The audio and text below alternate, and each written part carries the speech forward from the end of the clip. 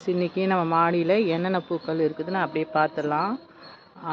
Double கலருங்க, செம்ம அழகாக இருக்குது. இந்த செம்பருத்தி இன்னைக்கு ஒன்று பூத்து இருக்குது.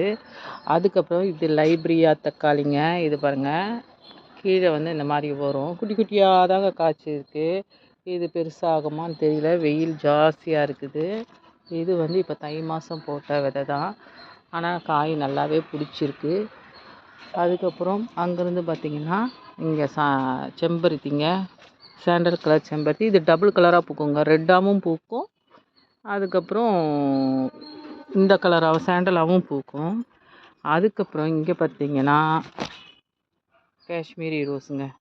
காஷ்மீர் ரோஸ் நேற்று மொட்டாக இருந்து இன்றைக்கி சூப்பராக விரிஞ்சிருக்கு. காஷ்மீர் ரோஸ் இருந்தால் கண்டிப்பாக வாங்கிடுவீங்க. இது வந்து ஆந்திரா பன்னீர் ரோஸ். ஆந்திரா பன்னீர் ரோஸும் நல்லா வாசனை வரும், நிறைய பூக்கள் கொடுக்குங்க, சூப்பராக. அதுக்கப்புறம் நம்ம மஞ்சள் செம்பருத்தி 2 பூ பூத்துருக்குது பாருங்கள். இந்த ரோவில் அப்படியே இவ்வளோ அழகாக எல்லோரும் பூத்துருந்தாங்க.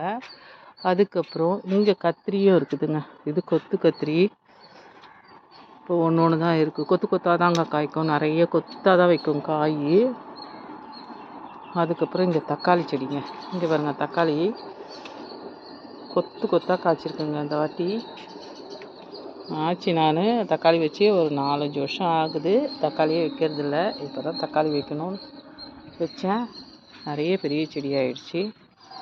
இந்த பக்கம் அதாங்க, அந்த பக்கம்லாம் பார்த்திங்கன்னா ரோசஸ்ஸு, இட்லி பூ, ஓகேங்களா. இங்கே வந்து செம்பருத்தி 2 பூத்துருக்கு, எல்லோ கலர் செம்பருத்தி, தெரியுதுங்களா. அறுவடை பண்ணிவிட்டு காட்டுறேன். இவ்வளோ பூக்கள் செம்பருத்தி இன்னைக்கு நம்ம பார்த்ததில் பறிச்சது. அதுக்கப்புறம் ரோஜாக்களும் அறுவடை பண்ணி எடுத்தாச்சுங்க. காஷ்மீர் ரோஸ், கொஞ்சம் 7 days ரோஸும் பூத்துருக்குங்க. டெய்லியுமே நம்மளுக்கு இந்த மாதிரி ராட்டு ரோஜாக்களில் கண்டிப்பாக வச்சோம்னா நம்மளுக்கு வெயில் காலத்துலேயும் பூ கொடுக்கும்.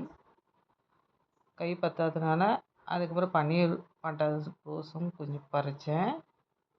இவ்வளோ பூக்கள் பன்னீர் பட்டன் ரோஸ் அறுவடைங்க. இதுதான அறுவடை. தேங்க்யூ.